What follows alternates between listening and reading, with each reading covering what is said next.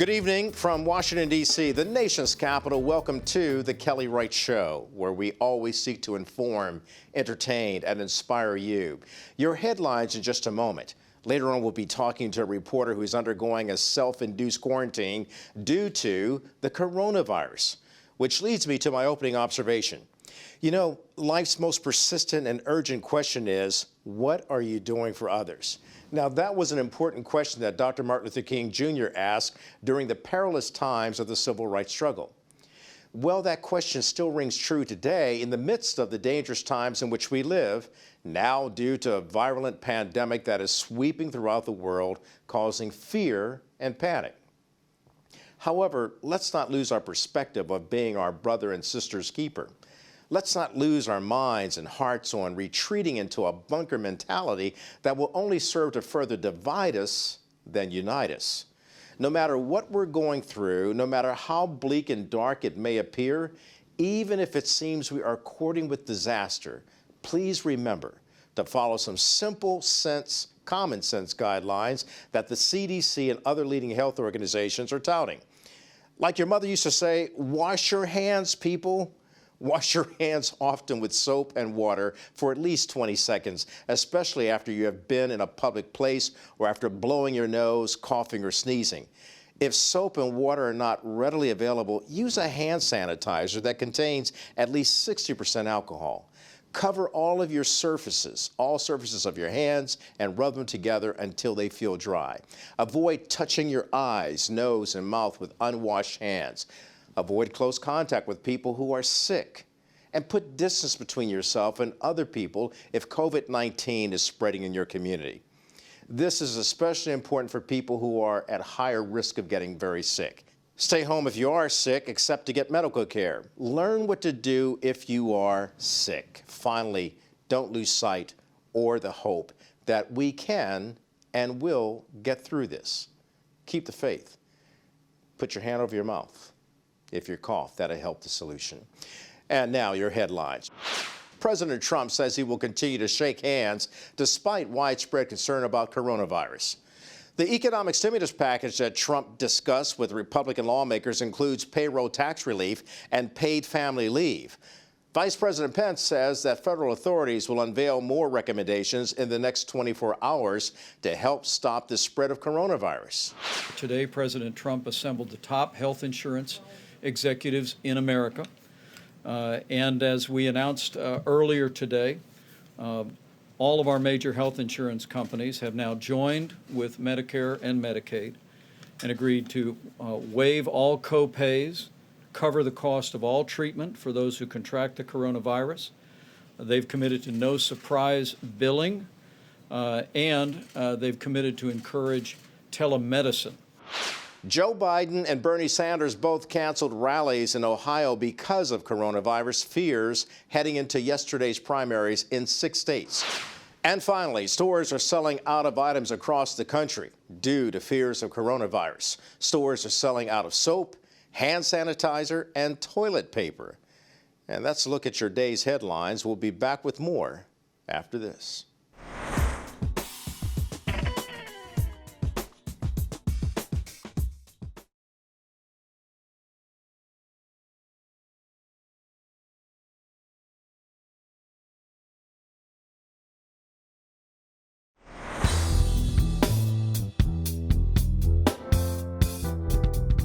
Welcome back. People in Italy are adjusting to being quarantined due to the coronavirus. Journalist Federico Gotti is in self-isolation in the UK. He's concerned that other countries are not following Italy's lead in their attempts to prevent the spread of coronavirus. Federico, thanks for joining us. And your situation is to some might appear to be quite dire, but you've chosen and elected for yourself to be in quarantine. Why? Because, hi, thank you for having me. First of all, this is the actual guidance from the UK government. I came back from Milan on Sunday, and for all the people coming from Italy now, before it was only a certain amount of cities in the north of Italy, but right now, for everybody that comes to the UK from Italy, we need to self-isolate for 14 days, even without symptoms. So I have to give the good example and follow the rules. Now, in doing this and following the rules, you'll be in quarantine for yet another 11 days. How are you investing your time? Like today, this is very helpful to so many people around the world who watch this interview. They can benefit from hearing from someone in quarantine, and we can see that you're healthy, that you're safe. But when it comes to coronavirus, there aren't many symptoms that one can pay attention to. Do you have any symptoms?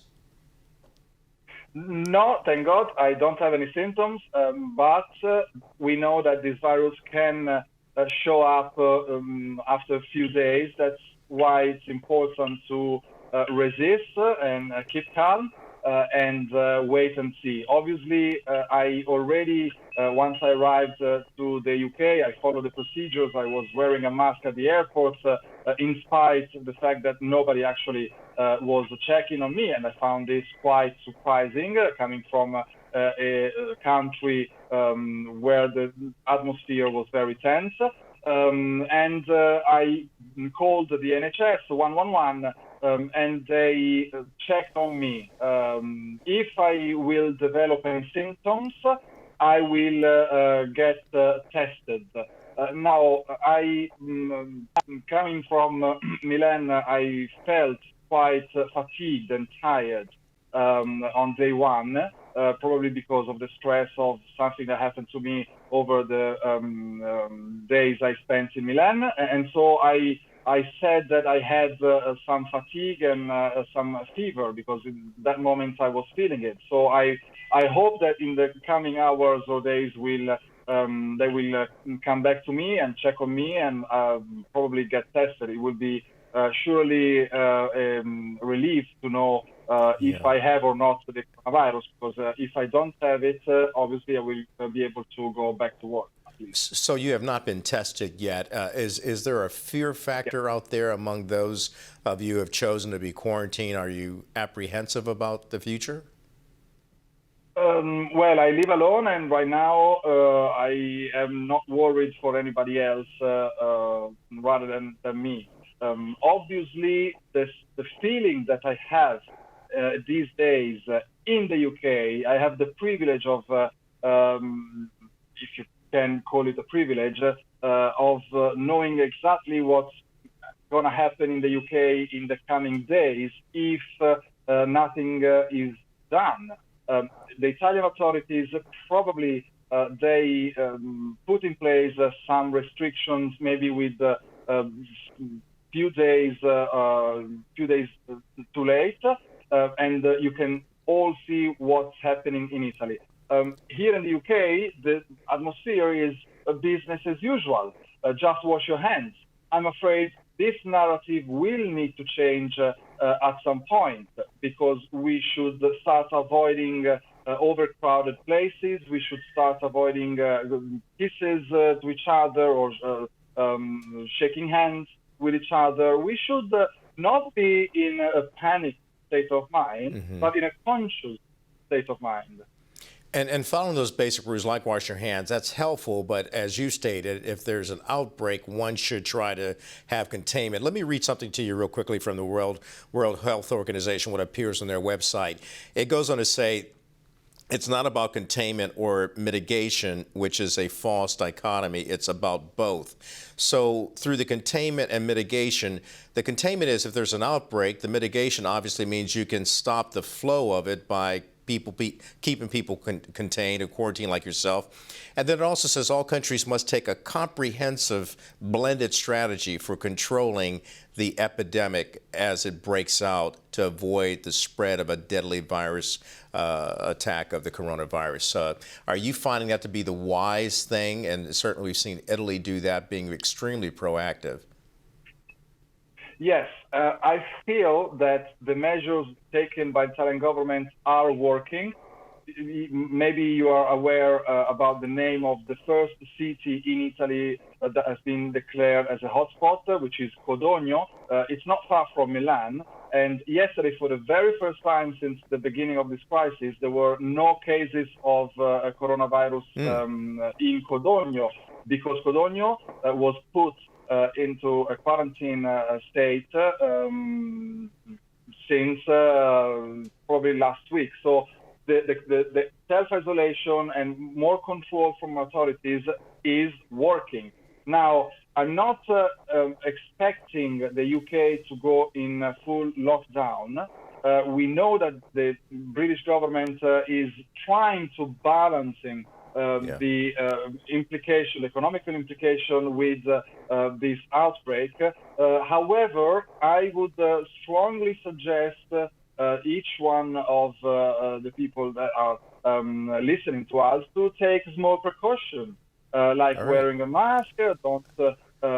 Don't be too close with people you don't know, or that maybe they've been somewhere dangerous, or start maybe saying no to concerts or stadiums, because we have to stress the fact that this is not an extremely dangerous virus per se. You don't die because of the virus.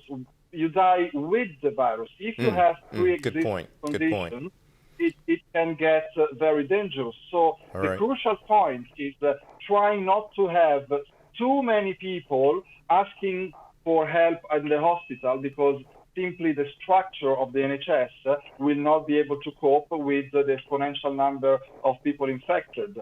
So by trying to avoiding an explosion, an exponential gain in numbers, we can all safely avoid situations like in Italy. But we need to do some sacrifices, each one of us. Federico Gotti, we thank you for being so transparent with us and providing us with a lot of information that I think can help a lot of people arm themselves against this spread of the coronavirus and contain it and mitigate it. Thank you again, and we are praying for you and wishing you all the best as you go through your quarantine. May there be no symptoms and may there be no outbreak. And if you need to call us, pick up the phone, call us. We'll be happy to talk to you. I'm here. Okay. I won't go anywhere. Thank you for the opportunity. All right. Federico Gotti from the UK. We thank you for that. We'll be back with more of the Kelly Wright Show after this.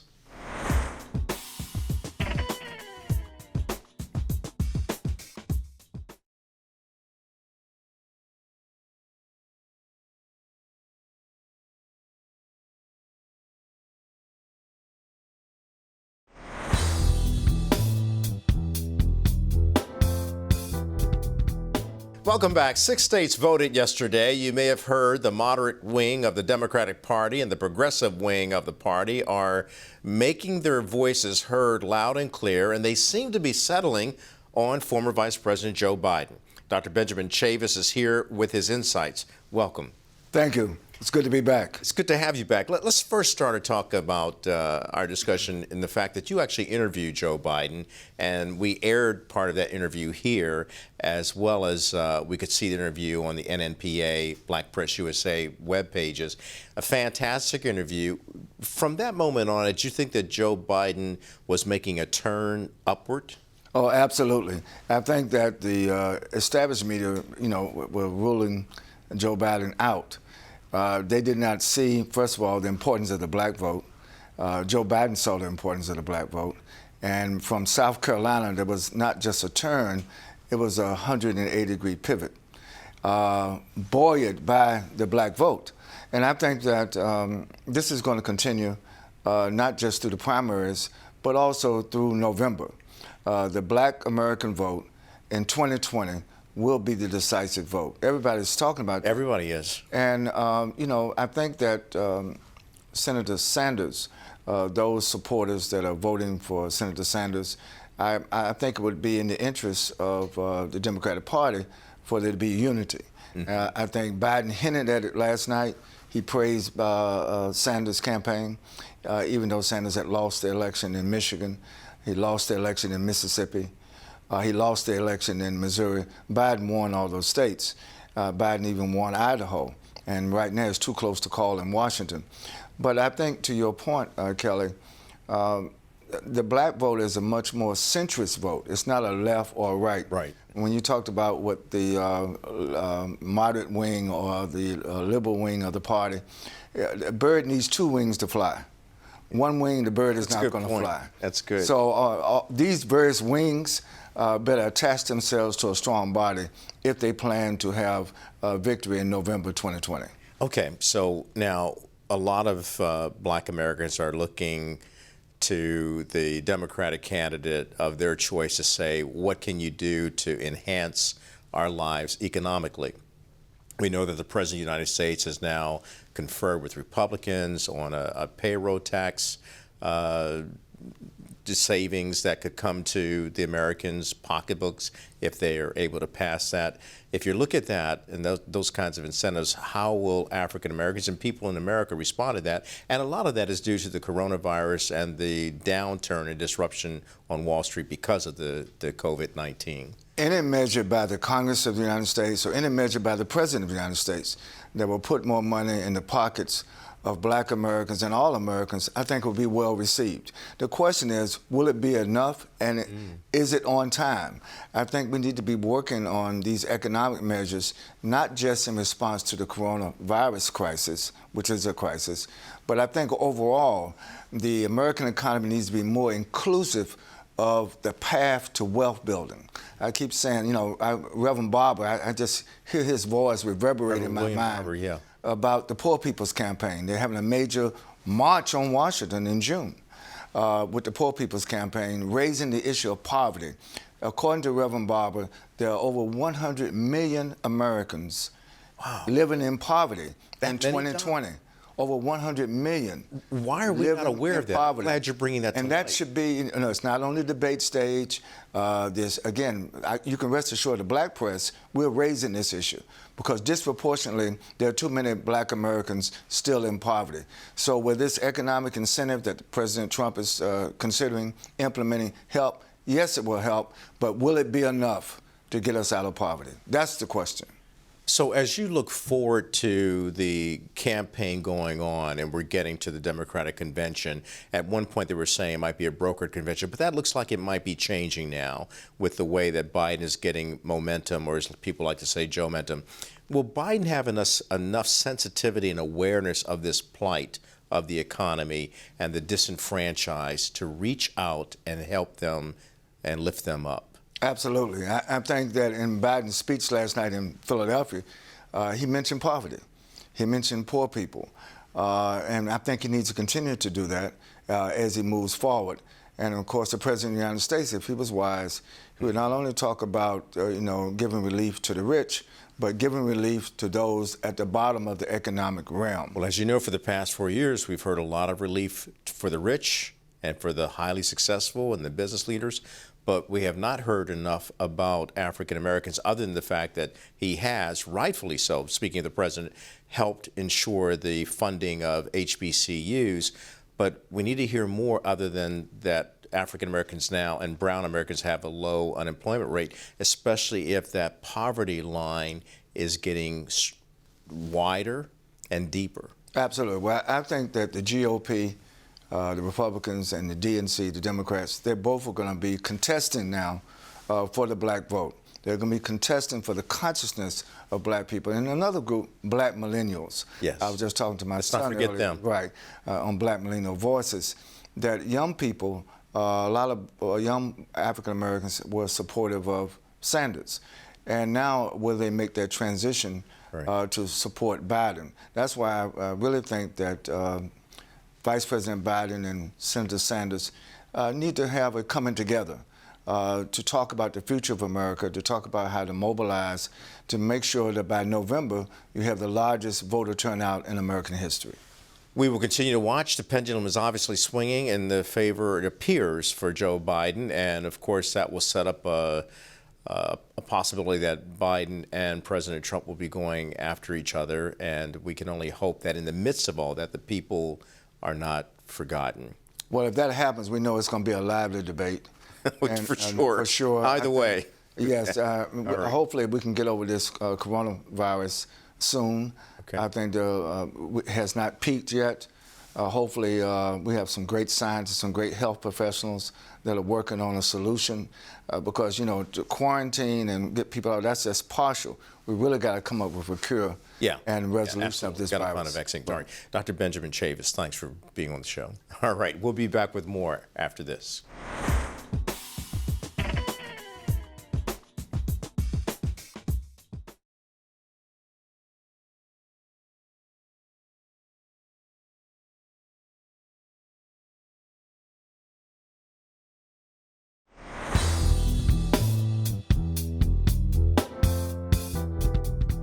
Welcome back. Tulsa, Oklahoma is one of my favorite cities in America. It was once known as Black Wall Street, but the mass killings of hundreds of African Americans there changed all that.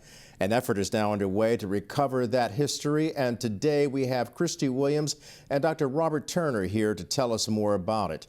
Welcome to the program, both of you. Let's go back to 1921 when the Tulsa massacre took place. Let's begin there. Christy?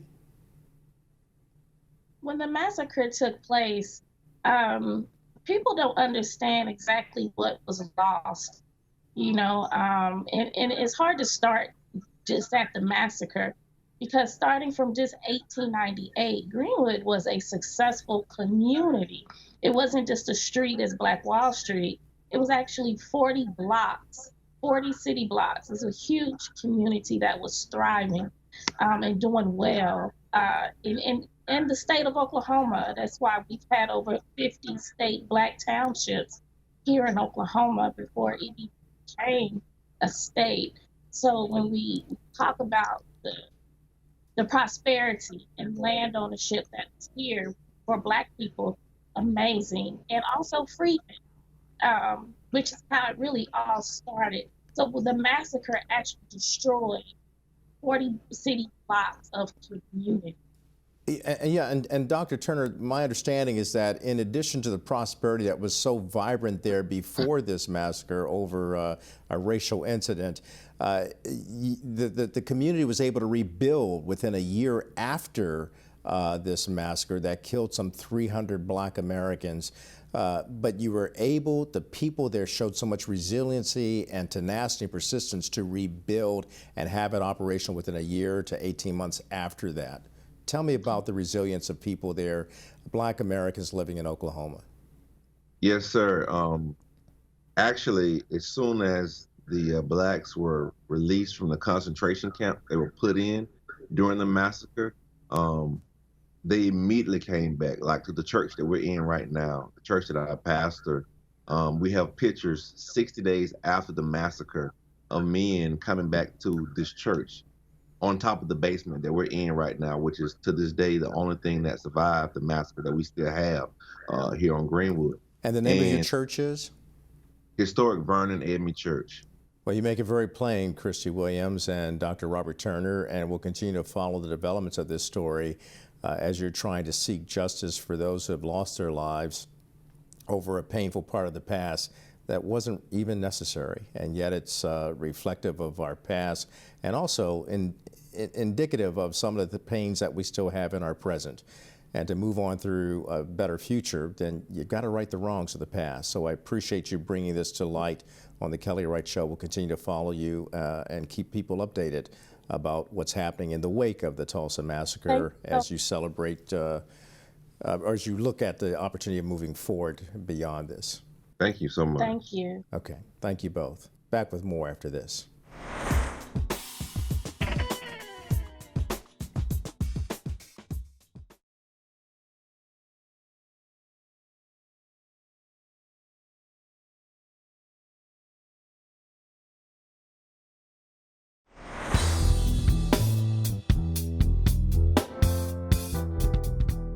Joining me now is Shalita ONeil. She is a multipreneur, if you will, out of Baltimore, Maryland, that has just stepped into the CEO role once more with Grow Charity Events, which serves the philanthropic efforts of nonprofit organizations and corporations. And Shalita, welcome to the program. And in particular, you are concerned, as we heard from Karen Bass as well, about foster care. Absolutely. Why and how important is it? So first and foremost, it's close to my heart because I was in the foster care system. Oh, wow. For many years, aged out, which, at 21 was when I left the foster care system. And I've dedicated most of my professional career to helping young adults who are leaving the foster care system. Now, as you were aging out, was there any placement for you in a home, or did you find that a difficult journey? So my personal journey, my mother was actually murdered when I was almost 3 years old, and my father wasn't in the picture. So I bounced back and forth between kinship or family. And then I officially went into the foster care system, and I bounced back and forth between foster families, went to a group home before I actually went away to college, and I stayed on campus, yeah.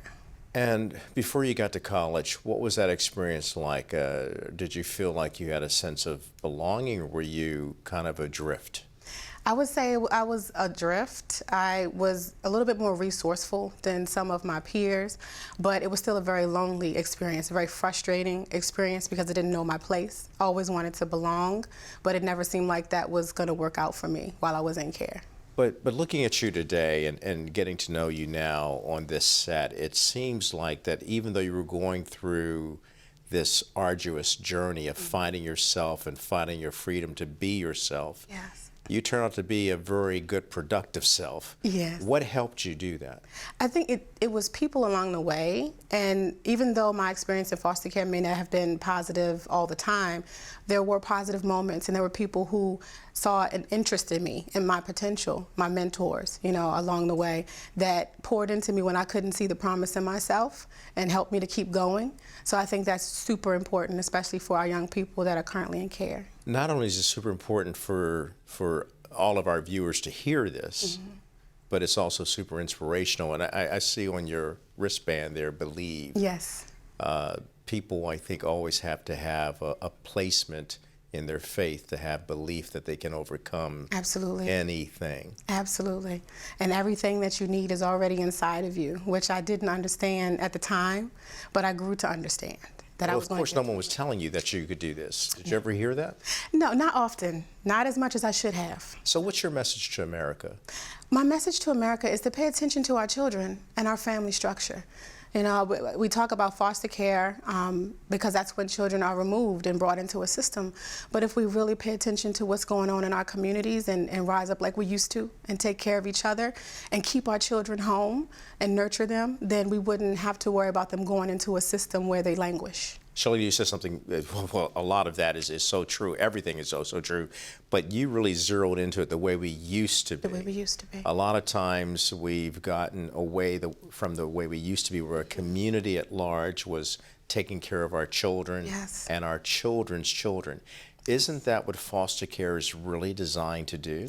It's an ideal world. We would Okay. want that to happen. All right, break it down. But it doesn't happen that way for a lot of children in care. And when we talk about the community, having the faith-based community too to also step up a little bit about this, because there's about 500,000, maybe 400,000 kids in foster care in the whole entire country. But we have a lot of faith-based organizations that if they adopted, so to speak, young people in their community or paid attention to those foster youth, that we could change that. You're right, and it is a disturbing trend when we consider the fact that the black church has not always stepped up as it should be in terms of dealing with foster care. Now, that's not an indictment on anyone, but it is a message to all churches, not black churches, all churches, to step up and do the right thing, and that's take care of our children. Absolutely. Why is that not happening? That's a really interesting question. It's complex too. There's a lot that's going on in our communities, and we've got poverty, substance abuse, and these are reasons why young people come into foster care to begin with. So, we need to really look at those and keep our children. Well, let's hold that thought. Let's come back and drill down on this a little bit further, especially as it relates to our personal responsibility and accountability to reach out and help. We'll be back with more Shalita right after this. Don't go anywhere.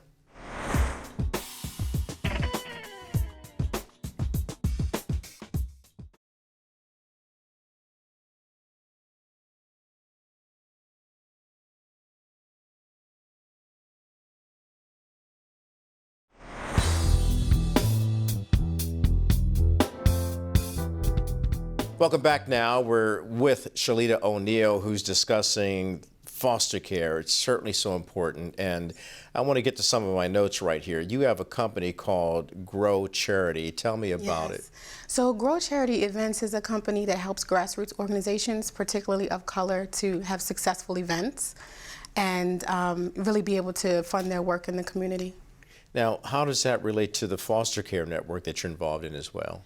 So it's really a culmination of all of the experience that I've had throwing events for my organizations in the foster care space, all the lessons that I've learned. As a woman of color, a black woman that started my organizations at a very young age and had to figure things out myself and wear a lot of different hats. I want to make sure other leaders of color don't have to worry about all of that when they're planning their events. And so you're helping them achieve their success with the dreams that they have. I was reading here, Shalita, that you have an upcoming event called the Visionaries of Color Nonprofit Summit. Did I get that right? Yes, you did. Tell me about that.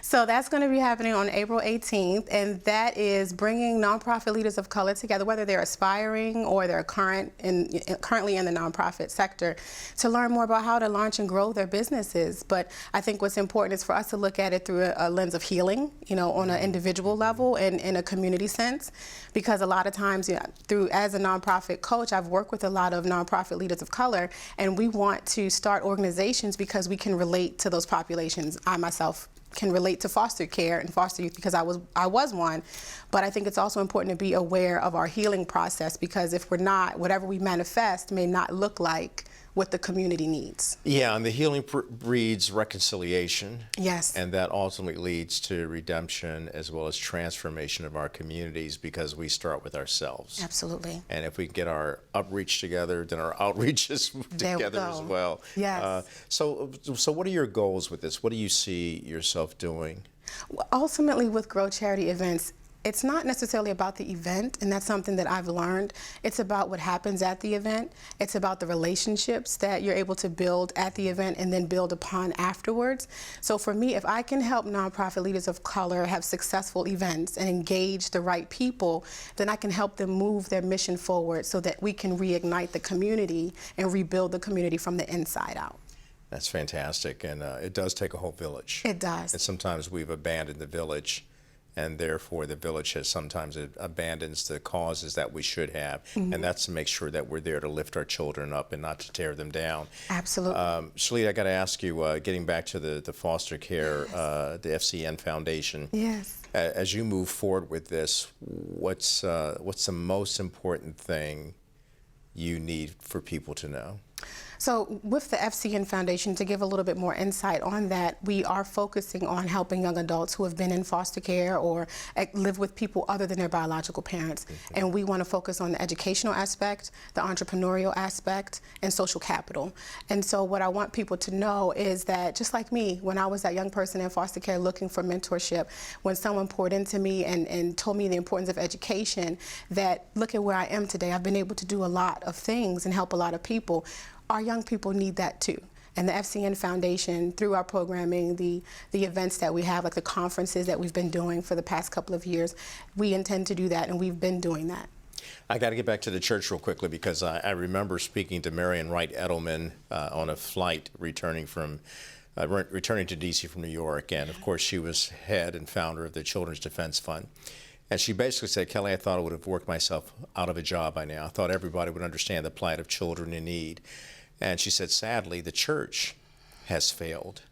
And so I'm not trying to cast any aspersions on the church, but woe to the church and to all of us who say that we're about the kingdom's business and we fail to take care of the least of these.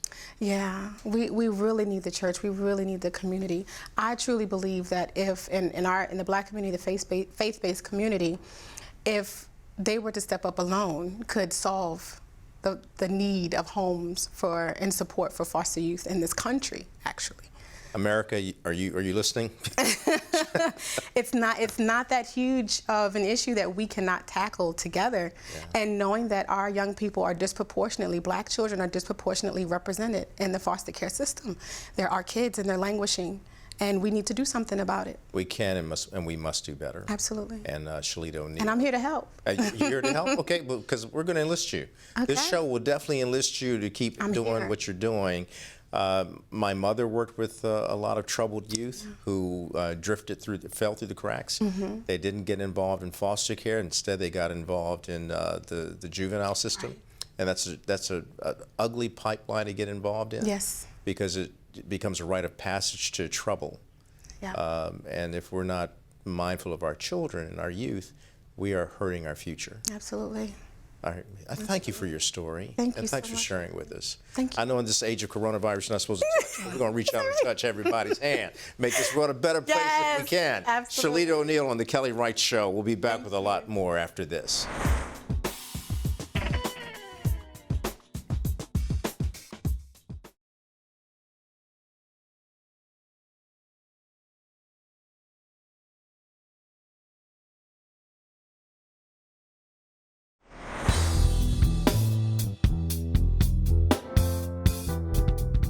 Welcome back. We're talking music right now. We're going to get into the artistry of Jean-Francis Var. He is a self-taught singer, songwriter, and instrumentalist who performs American soul and rock, Cuban salsa, and Senegalese mbalax in multiple local and international projects, such as British soul icon Omar, Grammy-nominated hip-hop fusion artist Crystal Bacon, and Grammy-nominated salsa timba ensemble Gonzalo Grau. Jean, good to have you here, man. Good to be here. Jean-Francis is in the house. Yes, I am. So we're just getting to know each other, but I've been listening to your music. I know your music and love your music. It really is so universal, and yet it's African-based and soul and rock and salsa. Tell me about it. How did you put all this together? Well, it's really a result of my background. My parents are immigrants from the first wave of independence of Africa who came to D.C., so I was born at Columbia Hospital for Women. I'm a D.C. baby, but I was lucky enough to go back to Africa every year until I was 18. So that gave me a perspective where, you know, I'd be like, okay, people are speaking different languages, but they're acting the same way. They're moving the same way. The foods are very similar. And everybody relates to the same types of music. Like I was seeing Senegalese people relating to James Brown, not understanding a word he was saying. Senegalese people dancing to Cuban salsa since the 40s and 50s, still not understanding the Spanish. So I was like, what is it about all these people around the world that look the same, do a lot of the same things, but speak different languages and think that the differences among them are large when they're not? So that's what pushed me to play the music of our heritage in a big way. You know, the continent as well as the African diaspora, United States, Caribbean, Latin America. So your music is an expansion of that, and it's a fulfillment of a dream of yours to bring the world closer together through music? Exactly. Well said. But it's coming from you. I'm just interpreting what you're doing, but you interpret it all through your music. So when you're performing and you're watching the audience, what are you saying to the audience as you perform? What are you looking for? What I look for mostly as I'm introducing a lot of different styles is recognition. There's nothing like that moment when the audience is listening to a fusion of music and they go, I recognize that. I thought this was so foreign to me, but I completely relate to what either was just said or the sound I just heard. And you hear, and when people of different cultures who do not normally speak to each other light up like that in an audience, that's everything to me because it encourages them to relate to each other and for them to think back about their own background and what it is to be a human being. Yeah, it's the thinking process and the emotional aspect of it as well, because you can emote with them. Now, you speak how many different languages? So I speak 4 comfortably fluent. I'm still working on Senegalese Wolof, and that's partly because being here, my parents emphasized, make sure you speak the languages that are going to make you some money. And I was like, well, it's a different time now, and we need to go back to our stuff. But yes. Yeah. So, but I speak English, French, Spanish, Portuguese, and I'm working on the Wolof. Yeah, and you also sing in all those different languages as well. I sing in more, actually. Yeah, and I think how many languages do you sing in? The group tends to sing in a total of 8. Okay.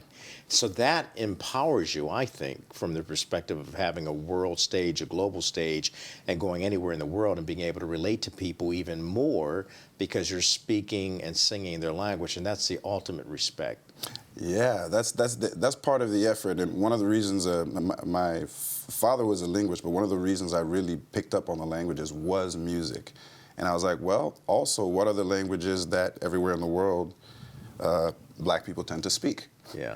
English, French, Spanish, Yeah. Portuguese. So I emphasized those, and then started going more into the tribal African languages.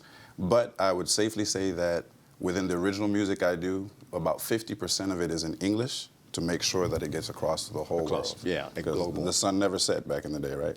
Exactly. So, John Francis, musically, then you're speaking to the diaspora, and what can people learn through your music from the music of the diaspora, the African diaspora?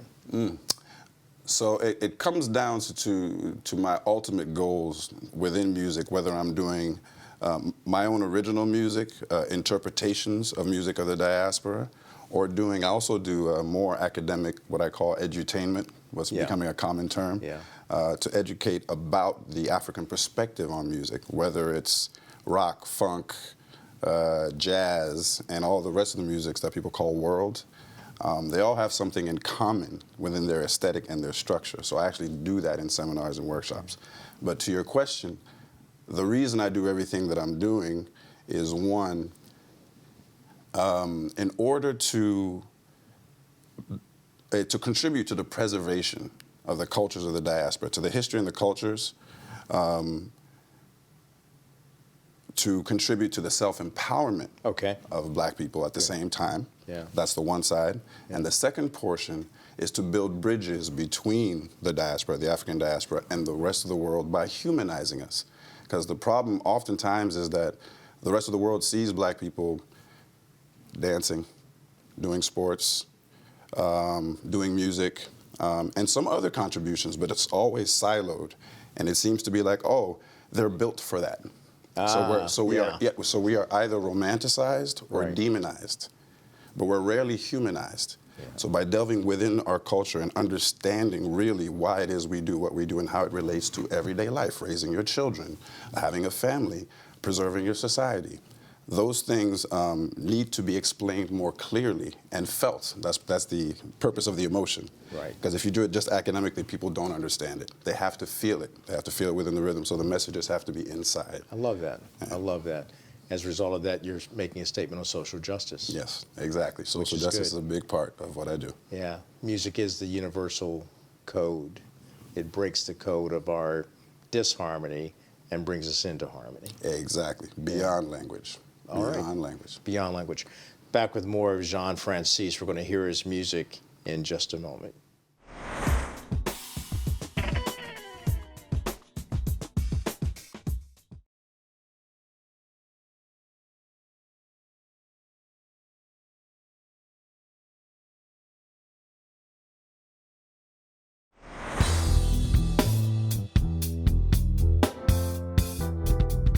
Welcome back now with my guest, John Francis Var. Before I get to my final word, we're going to get to the introduction of his song that we would like to share with you right now. The song we're about to introduce is called what? So this is called Te Pone la Cabeza Mala. It is actually an interpretation of a classic Cuban song that I rearranged in order to do with Cristal's Bacon in his beatbox remix. Awesome. And what's the translation of the name? Te pone la cabeza mala means it will drive you crazy. It will drive you crazy. So te pone la cabeza mala. All right, it will drive you crazy. And he's talking about the rhythm and the heritage. All right, the rhythm and the heritage. So that's something we're going to close on with our final word.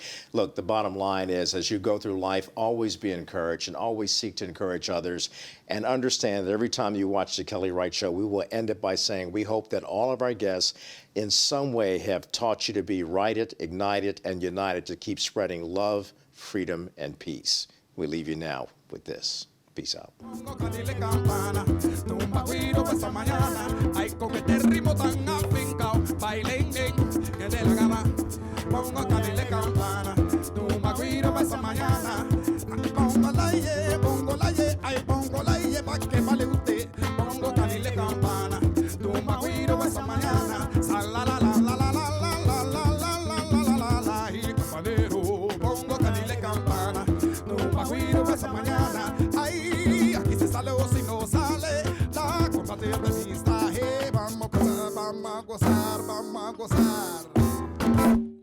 Esto te pone la cabeza mal.